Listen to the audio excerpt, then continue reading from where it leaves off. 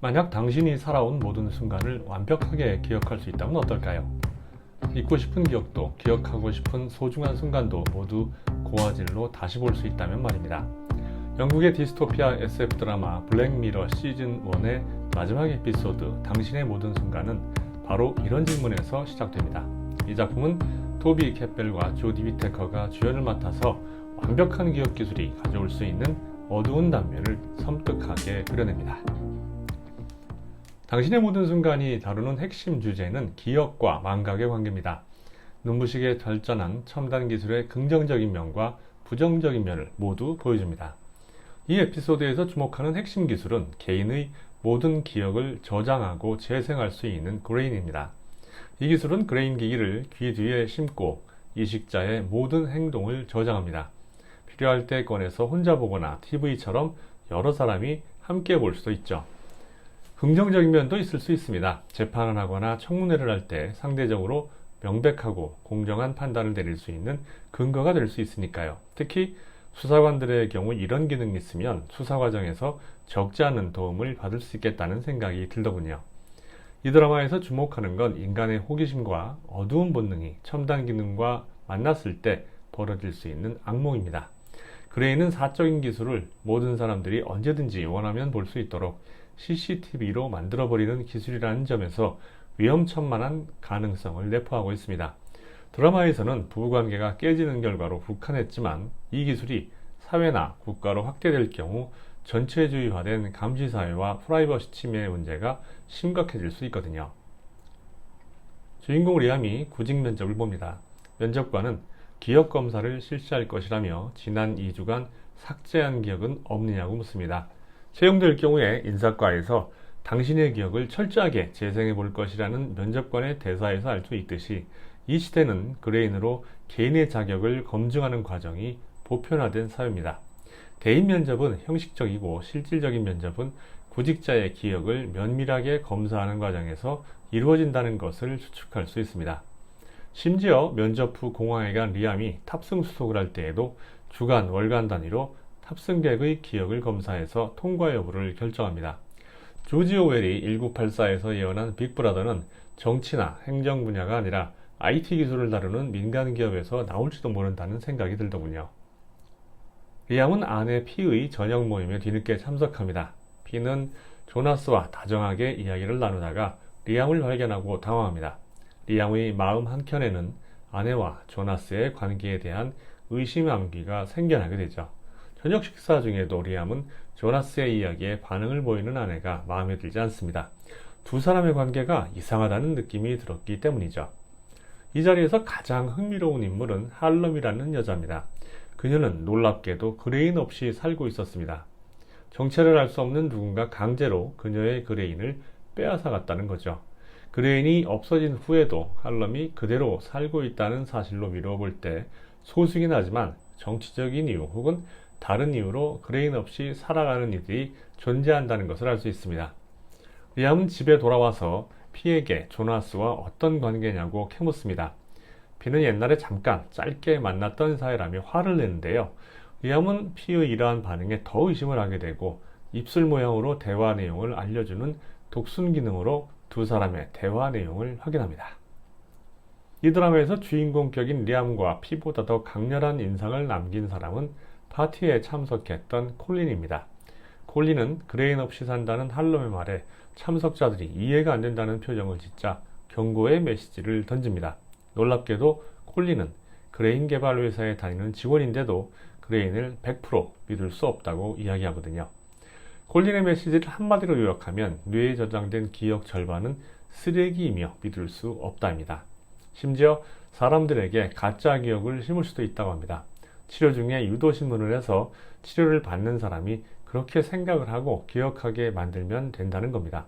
가보지도 않은 장소에서 길을 잃은 이 기억이나 고용하지도 않았던 보물을 소아 성애자로 생각하게 만들 수도 있다니 이건 좀 심각하네요. 이렇게 생각해 보니까 법정에서 원고나 피고가 재생해서 보여주는 기억이 반드시 진실이라고 믿기 어렵게 되었습니다. 밤새도록 술을 마시며 기억을 돌려보던 리암은 마침내 폭발합니다. 술에 취해서 차를 몰고 조나스의 집으로 간 리암은 조나스를 위협해서 아내와의 기억을 전부 삭제하라고 협박합니다. 차로 나무를 들이받은 상태로 깨어난 리암은 정신을 잃고 있는 동안 무슨 일이 생겼는지 알아보기 위해서 조나스 집에서 있었던 일을 재생합니다. 협박을 받은 조나스가 아내의 기억을 재생하기 전 본인 집의 침실에서 아내가 조나스를 보고 웃고 있는 장면을 발견합니다. 리암이 자신의 집 침실이라고 확신할 수 있었던 이유는 침대 위에 걸린 그림 때문이었습니다. 오래전 관계라는 아내의 이야기는 결국 거짓말이었고 최근에 조나스와 불륜을 저질렀다는 결정적인 증거였죠. 집에 돌아온 리암은 피를 강력하게 추궁하고 피의 그레인을 재생한 끝에 불륜 사실과 딸 조디가 조나스의 딸이라는 충격적인 사실까지 알게 됩니다. 설마 했던 리암의 의심이 그레이의 검증을 통해서 사실이 되는 순간이었죠. 결말은 강렬하고 상징적입니다. 아내와 헤어진 리암은 혼자 남은 집에서 아내와의 기억을 재생합니다. 행복했던 가족의 모습은 현실이 아닌 기억 속에서만 존재하게 된 것입니다. 기억을 돌려볼수록 리암은 오히려 더욱 불행해집니다. 리암은 머릿속에서 떠나지 않는 과거의 기억으로 유발되는 괴로움과 고통을 끝내기 위해서 그레인을 끄집어냅니다. 이제 리암은 완벽한 기억을 소유할 수는 없지만 자신을 괴롭히는 악몽으로부터 해방됐습니다. 완벽한 기억이 때로는 고통의 원천이 될 수 있으며 망각이야말로 인간에게 필요한 기능임을 보여줍니다. 이 드라마와 비슷한 메시지를 전달하는 소설이 데이비드 발다치의 에이머스 데커 시리즈입니다. 시리즈의 주인공 데커는 NFL 선수로 활약하던 중 강력한 태클을 당해서 죽었다 살아나는데요. 그 과정에서 한 번 본 것은 영원히 잊지 않는 과잉기억 증후군을 갖게 됩니다. 수사 과정에서 활용할 때는 최고의 능력이지만 평상시에는 살해된 가족의 마지막 모습을 잊지 못해 늘 괴로워하는 모습을 보여줍니다. 드라마는 무엇을 기억하고 무엇을 잊어버려야 하는가에 대한 근본적인 질문을 던집니다. 기억은 완벽하지 않으며 뇌는 망각을 통해 중요하지 않은 정보는 제거하고 핵심만 저장합니다. 이렇게 남은 일반화된 기억은 다양한 상황에 적절한 예측과 대처를 하도록 도와주죠. 인간에게 주어진 망각이라는 기능은 대부분 부정적으로 표명하다는 경우가 많은데요. 우리가 망각 기능이 가진 커다란 의미를 간과하고 있지는 않은지 물음을 던집니다. 기술의 편리함에만 주목할 것이 아니라 기술이 인간의 본질적 특성과 어떻게 조화를 이룰 수 있을지 깊이 고민해야 함을 시사합니다. 언제든 꺼내볼 수 있다는 그레이의 기억 재생이 본래 의도가 변질될 경우 현재나 미래가 아닌 저장된 과거에 집착하도록 만드는 역기능을 가질 수 있다고 이야기하는 점도 주목해야 합니다. 드라마는 다가올 디지털 시대에 대한 예리한 통찰을 제공합니다. 우리가 일상에서 놓치는 순간과 기억은 많지만 어쩌면 잊어야 할 것은 잊는 것이 좋으며 기록된 모든 것이 우리를 행복하게 만들지는 않는다는 점을 일깨워줍니다. 면접과 공항 검색대에서 보여주듯이 그레인 기술은 부부싸움보다 더 큰 사회적 문제를 잠재적으로 잉태하고 있습니다. 누군가 그레인을 감시의 수단으로 선택하고 사회 전체적으로 시스템을 구축하는 순간 사회 구성원 모두는 자신들의 모든 행동을 낱낱이 노출하게 되니까요. 개인의 프라이버시와 사생활이 완전히 사라지고 모든 행동을 검증받는 사회가 어느 정도의 스트레스를 유발하고 어떤 사회로 변해갈지는 짐작조차 할 수 없네요. 이런 시스템 하에서는 지배 권력에 대한 반발을 시도하기란 용언할 겁니다. 결말까지 오면 시청자들은 두 가지 방안 중에 하나를 선택해야 합니다. 리암처럼 생활의 불편을 감수하고라도 그레인을 떼는지 아니면 그레인을 계속 사용하든지 말입니다. 그레인을 제거하는 게 마냥 좋은 선택은 아닙니다. 주류 사회에서 외면당할 가능성이 높으니까요. 공항 검색 때 통과가 안 되니 비행기를 타기도 힘들 것이고 좋은 직장 면접도 볼 수 없겠죠.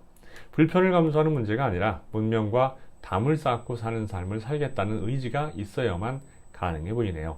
미래의 나는 자연이다 버전이 되겠습니다.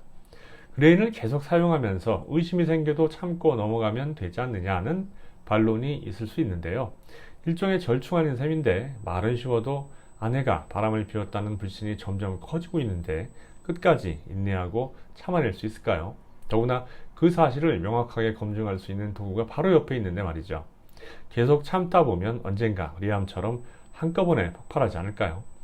근미래에 그레인 기술이 개발된다면 그리고 사회 곳곳에서 중요한 순간에 검증의 수단으로 사용된다면 당신은 체내의 그레인을 이식하겠습니까? 아니면 이식을 거부하며 소수가 되는 길을 선택하겠습니까? 일감은 후자인데 주류 사회에서의 삶을 포기하기 어렵다는 점에서 대답하기는 쉽지 않네요. 이 드라마는 기술 문명이 가져올 수 있는 가장 달콤하면서도 위험한 유혹에 대한 경고라고 할 수 있습니다. 완벽한 기억이라는 달콤한 유혹 뒤에 숨어있는 독재 체제 구축 가능성과 인간관계의 파괴, 365일 감시체제의 위험을 과연 감내할 수 있을까요? 생각만 해도 섬뜩한데 말이죠. 블랙미러 시즌 1의 세 번째 에피소드 당신의 모든 순간에 대한 평점은 7.5점입니다.